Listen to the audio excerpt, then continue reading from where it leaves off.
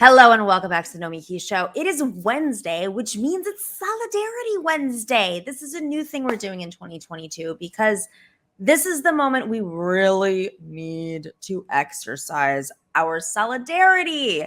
The right does it. They organize, they get hyper local. They've been reading all the organizing principles of the left and like, oh, gee, we can do that too. And then we can make the left eat each other alive. We're not going to play into that because the stakes are too high. The stakes are incredibly high right now, and we're just going to keep reiterating that over and over again. No inner party fight, inner leftist fight is worth what's going on right now. We have to focus our energy. And our dear friend, Benjamin Dixon, we have created a partnership with Ben. There he is. He hosts the Benjamin Dixon Show. I was on a show today at 8 a.m. Eastern. Yes, you were. And yes, you're you were. on Thank at you so 8 much. Thank you so much for getting up so early and for me staying up so late because I'm a dad now, so I'm asleep by 8 p.m. usually. I'm like in both lands right now. Like my age has definitely, I remember when I was really young, my parents were like, when you get older, you're going to wake up early. And as soon as the sun comes up, it's through my windows. And I'm like, that's it. That's go exactly right. I'm up at 4:30, 5 o'clock every morning now. So it's out of control. You beat me by a lot. So, okay, Ben, I'm so excited that we're doing this. This is our second week on our show, and we were on your show today, and it was almost like we had no time to discuss, the most important matters of the world. But luckily, we're doing this every week, twice a week. Right. That's right. But I want to lean into some of the stuff that we started out. We were talking about labor on your show today. And if you haven't checked it out, please go check out the Benjamin Dixon Show. You can see we were talking about what's going on with Starbucks workers right now. And of course, the Amazon workers trying again in Bessemer. But we also hinted on what the right has done so well. That's right. They have been experimenting, and it's not even an experiment because they have the capital, because they have the media. And of course, many times they've had folks in power. They're supporting them. They have laid the bricks over the last 40 years for where we are today. And I say this on the show a lot, but I want to reiterate it. 3 weeks ago, the New York Times printed a story saying the Proud Boys who were in Charlottesville, the Proud Boys who are like hitting people on the Upper East Side and think this is a game. Gavin McInnes, who is he's the founder of the Proud Boys. I've debated him before. He thinks misogyny is cool. He thinks racism is cool. Yeah. These guys and the QAnon supporters and the Boogaloo Boys, hard to tell the difference between all these folks. They're running for school boards and town councils. Meanwhile, the Democrats, who, spoiler alert, still haven't decided to put their money, more money than ever they've ever raised, into local party. They're not recruiting candidates. They're not recruiting consultants. So we're in a situation now where they're taking over the map and there is no defense. Like, we're at war, but are we really at war? Like, there's no war if there's not another side fighting. That's right. That's right. In a war, you have to have two sides. You have to have two belligerents. And right now, it's only the conservative movement that's actually organized in a meaningful fashion. They're not only organized on the national level, but like you pointed out, they're localized on the state level and the local level. But they're also organizing on the global level. I mean, you mentioned that they have the resources. They do. They have the capital. They have the capital sufficient enough to make any cornball, untalented hack famous and give them a platform, because they need people out there constantly pushing their lies and their propaganda so that they can maintain their type of solidarity. Their type of solidarity is maintained by how much propaganda they can spend, how much money they can spend on that propaganda, and how many people will believe their lies. Do you have a sense of you live in Georgia. I grew up in Western New York, which is Trump country. Notably, the town just close to where I grew up was a few years ago labeled the most racist town in America. Go Cheektowaga, New York. Not my town, I'll be fair, but it was definitely their claim to fame. And then Arizona, I've spent a lot of time in. And so, when you get outside of, you've lived in New York, when you get outside of New York and LA and Chicago even, and you get outside of DC and Miami, you start to see it is more there than people are aware of. And the Republicans tap into this and they say like, well, Nancy Pelosi is an East Coast liberal, and when you watch The View, the liberals are all Hollywood liberals. They're not like, progressive working class people or organizers. It's Hollywood actors Mm, that are representing the left. And part of like my concern is there's actually a misunderstanding of what the right is and how they're mm, organizing, partly because we haven't been investing in the rest of America, and what's portrayed in the media is the coastal elites. It's not even coastal, it's like the big city elites. yeah. And so I mean, do you feel like folks really, you're there, you see it every day, like, do you feel like folks really get the texture of what's happening on the ground? I don't think a lot of people, one, yes, I think they get it. I Mhm. think if you sit down with anybody for more than 5 minutes and they have an opportunity to actually have these kind of conversations, they see it. I mean, they see it in their paychecks. They see it in the lack of paychecks. They see it in the lack of housing opportunities. They see it in the lack of social safety nets. They see it in the complete abandonment of the American people in COVID-19. So, Mhm. and then on the local level, they do see, right, that there is a stark contrast between what is happening in their real day-to-day lives and what we see on television and who is Mhm. on the news, who's running the media, right? They're wealthy millionaires who are Mhm. running these millions, some of them billionaires, owning media corporations. And so the majority of those, the vast majority, and I don't care what anyone else says, like I even think MSNBC to that extent plays its own role in supporting this system.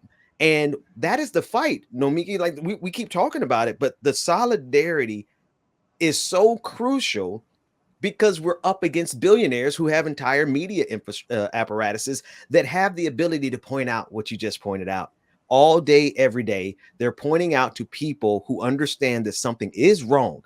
They see it, Mhm. they feel it, they feel it in their bodies, in their minds. But then when they look on the television, they don't see anybody who looks like them, anyone Mhm. who's struggling. They don't see anyone who's a working class. They don't see any, I mean, and so Mhm. yeah, it's something that's regularly exploited by the Republicans.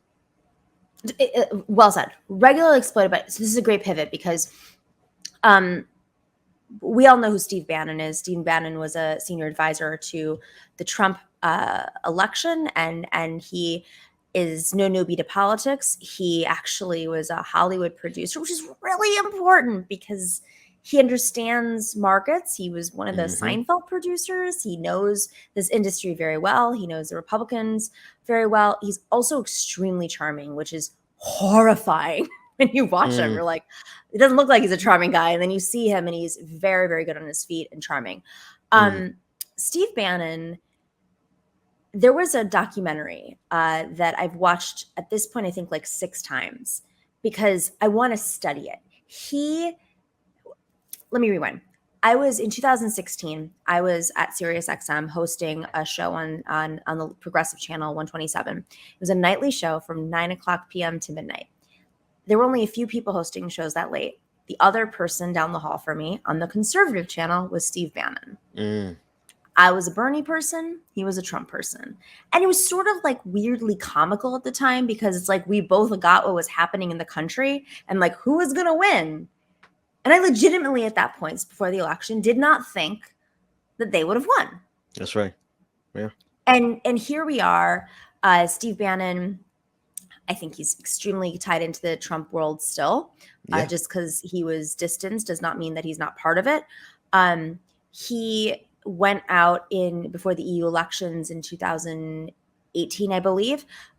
He went to Europe and he decided to bring leaders from all over the world together, including Representative Gosar from Arizona Mm, and Viktor Orban, of course, from Hungary, and folks in the Brexit world, and you know, uh, leaders, Modi in India and Duterte, and he listed all these folks, and he thought, this we have to create a global strategy. That same mhm. year, he created a training camp, true story, in Italy in a monastery to That's right. recruit more candidates to win the EU elections. But it was never he lost elections, but it was never about that. It was about the ideas.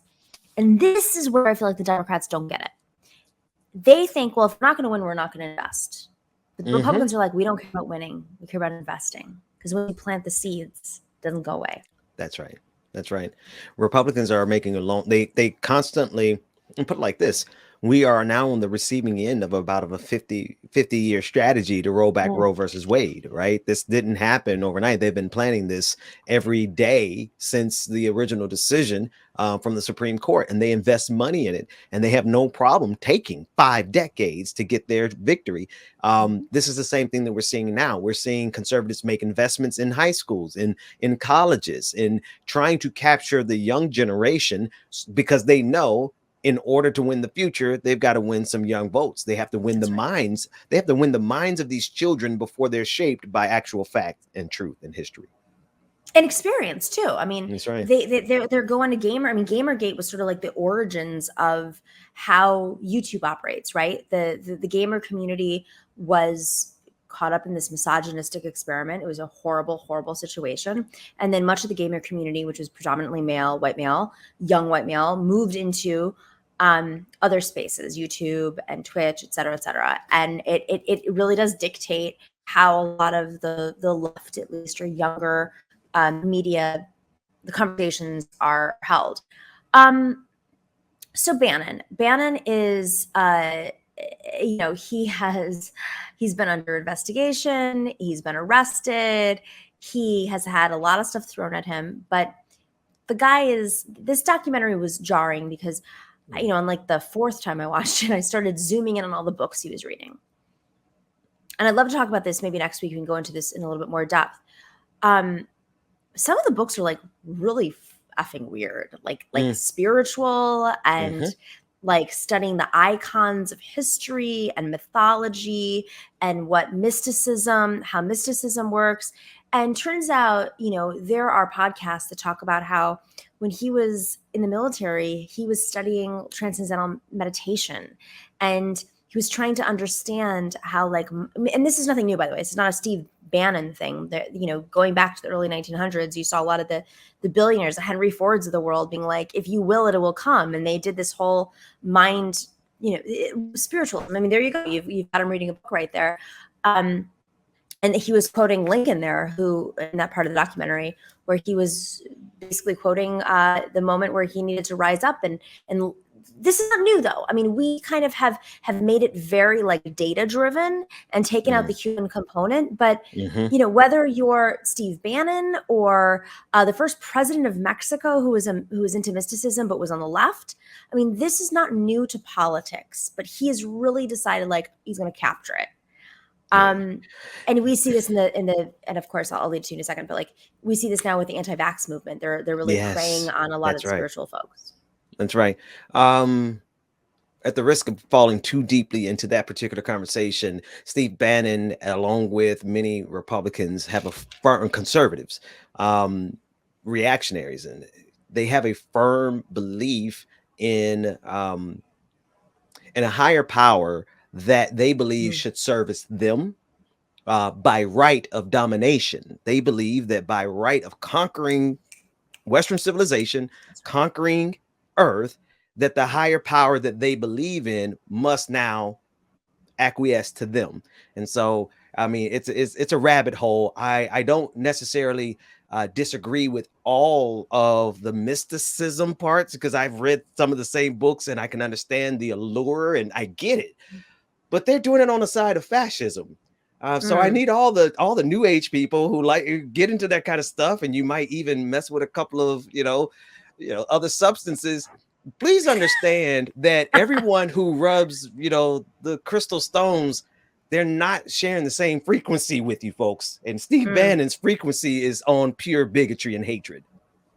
It's so interesting you say it, because so I'm in Puerto Rico right now, and we've been doing this documentary, and it's a big part of it. It's colonization. You talk about indigenous community has been completely wiped out by the American, 200 years ago, Spaniards and then Americans, and you go back and you look at some of these texts from 1942, and the guy who was Times Person of the Year was writing texts in Puerto Rico about, they were experimenting on Puerto Rican people. And now you've got the Bitcoin people and the folks who are taxed, and they're all part of this spiritual community. And Yes. they're here for tax Yes. breaks. And I just read an article. Oh my God. I read an article. One of these Bitcoin bros who's a billionaire said, well, I took magic mushrooms and it changed my life and I understood Bitcoin finally. And that is how I became a Bitcoin billionaire. And they quoted Peter Thiel, who of course is not a great guy. He was a libertarian. And Peter Thiel said, he was that guy, that Bitcoin billionaire was always very bright.